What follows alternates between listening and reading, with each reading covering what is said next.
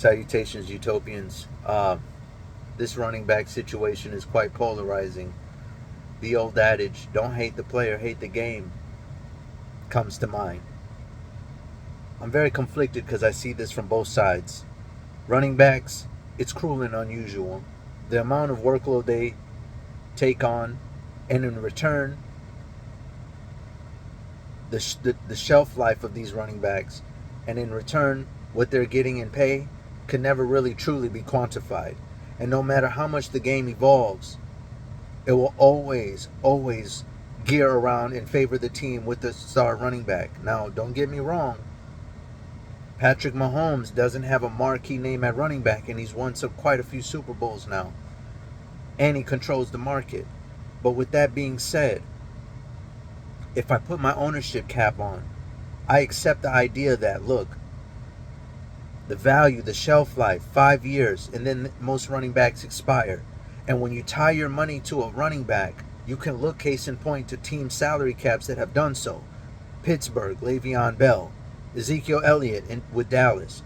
You have to start losing players who actually produce, i.e. Amari Cooper like they did in Dallas.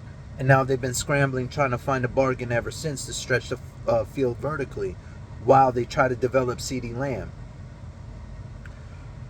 It's just so ironic that we're having this discussion about what is running backs' value and how they should be paid, because the running back actually influences the one thing money can't buy, which is time of possession, right?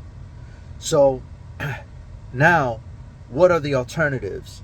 We can cry boo-hoos all we want, but in business has no feelings. And that's why you separate the haves from the have-nots, because the haves understand the true meaning of value. And just value does not favor the running backs at the moment. There was a time when centers didn't get paid. Now they're getting record paid money. And the problem right now, furthermore, is that the collective bargaining agreement doesn't arrive until the 2030 year.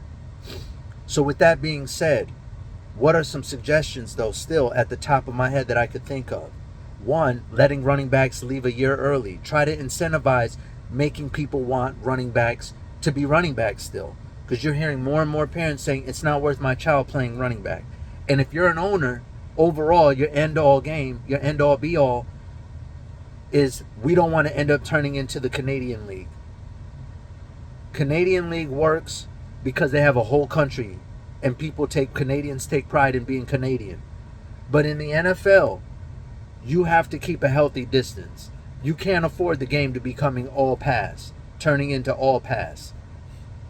So with that being said,